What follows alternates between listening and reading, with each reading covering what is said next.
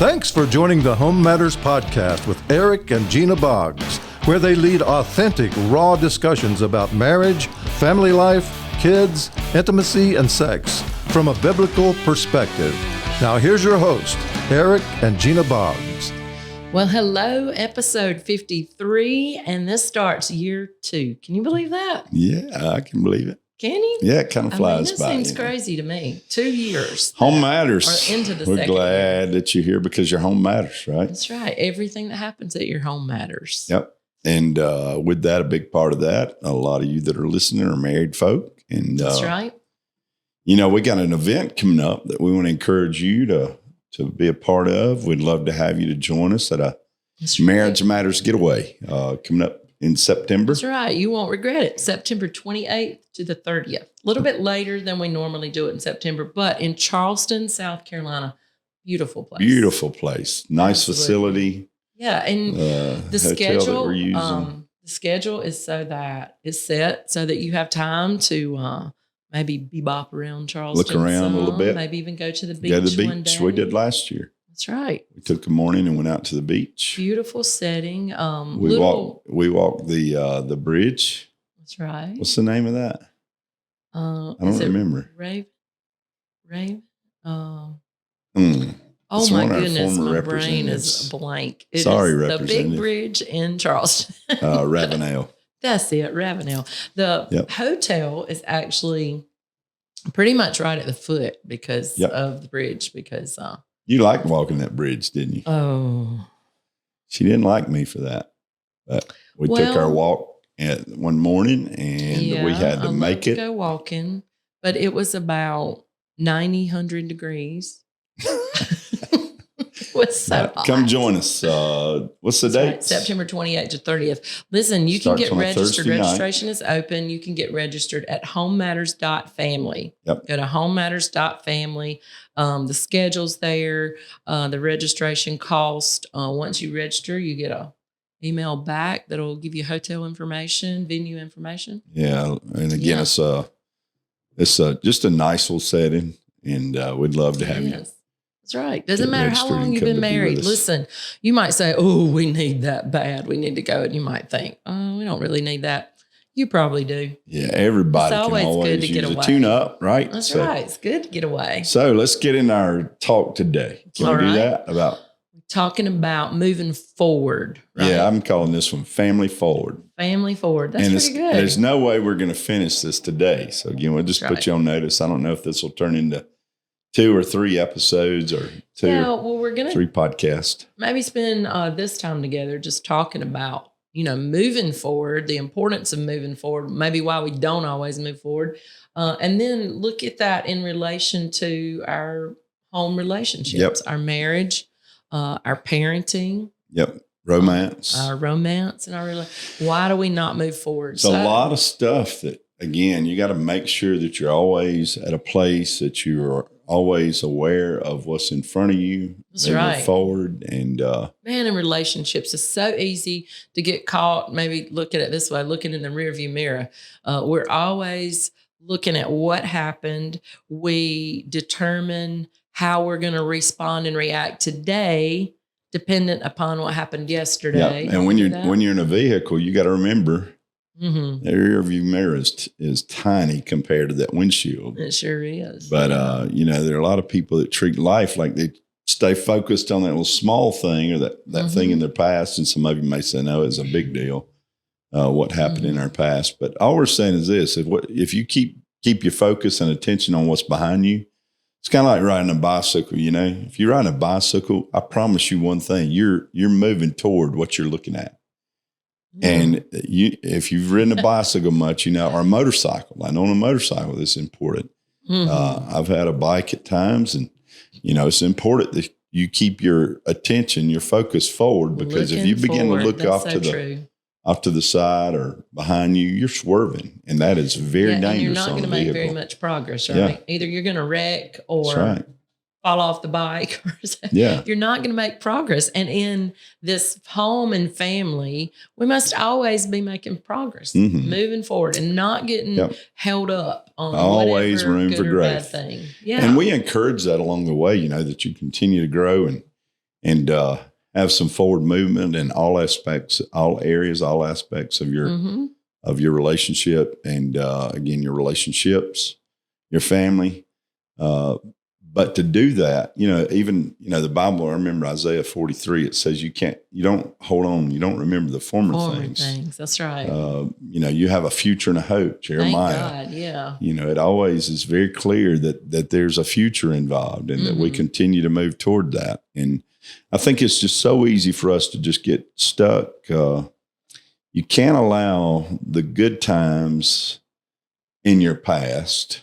I think that's important to note. And Good again, we times. usually think of our past in get terms held of the up. bad things. Right. Usually get held up on You the got bad to stuff. always remember, too, that if you're always living in yesterday because it was a great day, Yeah. you may not discover the next great thing or the next right. great day or the next great week or year or getaway or whatever. You may be. That's applicable to, marriage, parenting, whatever. I think it's really applicable in our romance life. We think, oh, we're doing good. We had it going on. And then you just kind of let the fire burn out, right? Because we aren't looking forward. And this whole concept of moving forward, I think it's important for us to realize too, we got to do that at every age. Yeah. Of course, young married couple, of course, they're looking to move forward. But what about, we're coming up on some years right here, some 37 years. You would never guess by looking at you that you've been married as long as you have been. We'll hit 37 years. 37 years. Here in a few weeks. That's right. But, when you've been married that long, it would be easy to say, well, okay. I heard somebody say earlier, I was listening to an audio book, Christine Kane. I love Christine Kane. Don't Look Back. It's a new book out, and I was listening to that on audiobook, and she said, there are a lot of things that we stop because we say we're just too old. And again, I think there are a lot of people, even in marriage, if you're not careful, there are a lot of things you say, well, that's just because we're old. And, I don't know about you, but I want to live a full and productive life, a fruitful life, regardless of the age that I'm at. To the very last My day, dad right? was a great example of that. My dad was 87 years old when he passed, when he went to heaven. And he was always moving forward. I mean, he always had something going. He was always doing something to. He always had something going. You're always. Exactly right. And like a project or something he was selling or something he wanted. I will never forget. He told me one day, he called, and he would do that often, but he called and said, hey, he asked me what I was doing. I said, well, what are you doing? He said, well, I'm taking exercise. So he would say, taking exercise. The thing that was, though, at this time, he was already on an oxygen tank. He had been diagnosed with a pulmonary problem with his lungs, and he was dragging an oxygen tank, exercising. And boy, that's pretty persistent. Yeah, what a great example. And we just believe that wherever you are, again, you got to continue to move. That's right. Life is like a treadmill, right? Oh yeah, What happens? You don't move. Well, I was on a treadmill. We talked about this a little bit earlier. I always like to walk outside. I try to exercise several days a week. Weather was not conducive for and that the weather's today. bad. And again, I'm thinking on this treadmill. I would like to slow down. I would like this thing just keeps moving, and I've set the pace pretty high. And the thing is if you're on a treadmill, you better not stop. You can try to stop it if you'd like, but it's going to turn into a lot of mess and a lot of pain. Right. You're going to end on the floor. And there are a lot of people that they would rather just stay like I do. They'd rather stay on the roadway and, where they can always control the pace. The problem with that is this: in life, life don't stop. That's so true. We continue to move along. Always moving. Days are clicking past us. Technology's changing. The world around us is changing. And buddy, if you want to just stop, you're going to be in trouble, because it's going to cause you some pain. And that's the reason I think so many people, as they move through life and in marriage, boy, we really get to those places we think, well, that was for then. Yeah. That was when we were younger. We're older now, and we don't have to be in love. We got kids and grandkids, and all this He stuff. ain't got time for that. And boy, the pain and, and just the fact that you don't get everything that you're supposed to, yeah, all that God has for the you. The Bible's plain, and it says that God is, that He's prepared things beforehand. That's right. And I think a lot of times we don't ever get to those places. We don't ever grow to those places that we get to the things that God has prepared for us in our life, because we're not at the pace that is required. So good. Yeah. And again, we're not ones that talk about busy. We don't want to be busy all the time. We're just saying the things that we know that we can work on, the places we know we can grow. That's right. Our spiritual growth, all of that we continue. That's right. And we don't slow down. I love what you're saying about what God has prepared for us, because I believe that, what God has prepared for us 37 years into marriage, it's not the same thing that He had prepared for us 5 years into marriage. That's right. So we might have gotten what God had at 5 years in, but if we quit now and say, that was good. That was great. Or man, we got through raising our kids together. That, check, that was great. Then we miss out on everything else, because I don't believe God's done with us until we're out of here. That's right. So if we're still here, I want to finish, still like here? I say all the time, I want to Still finish here? sliding in sideways. I love it. Yeah. I don't want to just go creeping in. I want to finish strong and finish being Hear my sound productive effects? and fruitful. Yeah, I hear like that. the sound effects? Yeah, You didn't say anything about them, so I thought want to I'd make leave sure it you alone. heard them. It's again, we're just saying there's always this thing that God has allowed us this day and this time. Ephesians says walk circumspectly. That's the old language, but it says keep your head up and your eyes open. Head up. Redeeming the time. I love that part. Yeah, redeeming the time. What about this one? Let's read Philippians 3, verse 12 to 14. It says, not that I've already attained or am already perfected. Lord knows that's the truth. But I press on, right? That I may lay hold of that for which Christ Jesus has also laid hold of me. Brethren, I do not count myself to have apprehended, but one thing I do, forgetting those things which are behind, reaching to those things which are ahead. I press, there it is again, I press toward the goal for the prize of the upward calling of God in Christ Jesus. You missed one word there. Did I? Where? It says reaching forward. Did I skip that word? You did. I think anyway. I'm not positive. We're talking about forward, and I was listening for forward. Toward the goal. I'm sorry. So we're reaching forward to those things which are ahead. We talk about this sometimes in Home Matters. You've heard us talk about it. There's a lot of times in life, the reason we don't ever embrace the new seasons is because we don't exit the old ones. So true. We kind of get in those places where, we love this season. We'd rather stay here. Or there may be things that you've had happen that you just don't think you can get out of it. That's so true. Yeah, mistakes, failures, earlier, the good and the bad. We don't move past the season. I know with parenting, we're going to talk about parenting some more later, maybe next podcast or so. But I think you get caught in seasons there. Yeah, you just do. love. I think people love. Parenting's hard work, but you kind of get caught in that flow, and then when the kids are gone, you're stuck back there with that season, and you really don't know what to do because we're back together again. That empty nest syndrome. Yeah, the empty nest syndrome, which we found to kind of enjoy, actually. I love it. But it's easy to get caught with that. Now, I'll say this too, though. You remember we talked about this because we had an older couple when our kids were kind of in their prime. We were enjoying our time parenting. We were enjoying our kids. We did a lot. We did as much as we could to support and be with them. That's right. And I remember we were with an older couple, and they had entered the empty nest, and they talked about how much they were enjoying the empty nest. And we were kind of offended. Yeah. Because we're thinking, man, why would you ever want to leave this time we're in right now? Why would you want to leave your kids? I mean, it's like, what's wrong with them? They didn't enjoy their kids.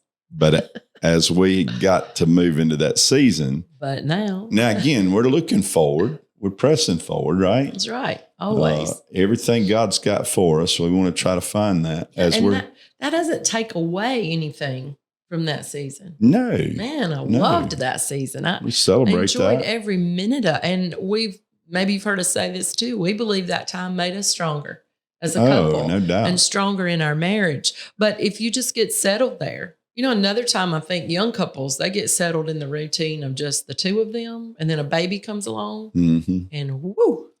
Yeah, if there's a big game, hard to embrace a new season. If there's a big game and you win, there's a season of celebration. That's right. So again, as you exit season, celebrate that. That's good. And move on to the next celebrate. one. Kids are grown. Woohoo. Yeah, we had a victory, right? That's right. 4 times, baby. 4 times. They came through all right. That's right. Not too damaged, I don't guess. I probably don't know everything we did bad. wrong. But again, I think we always said we didn't try to raise perfect kids. We tried to raise productive kids. And I think they are for the biggest part.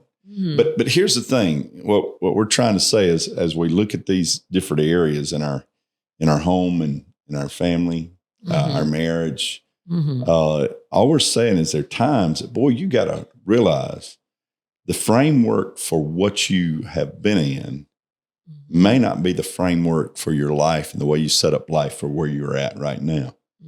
That's good. And that's so true. There's some changes that may have to. Yeah, Jesus said this way. He said, there's a paradigm that you're stuck in that's an old wineskin.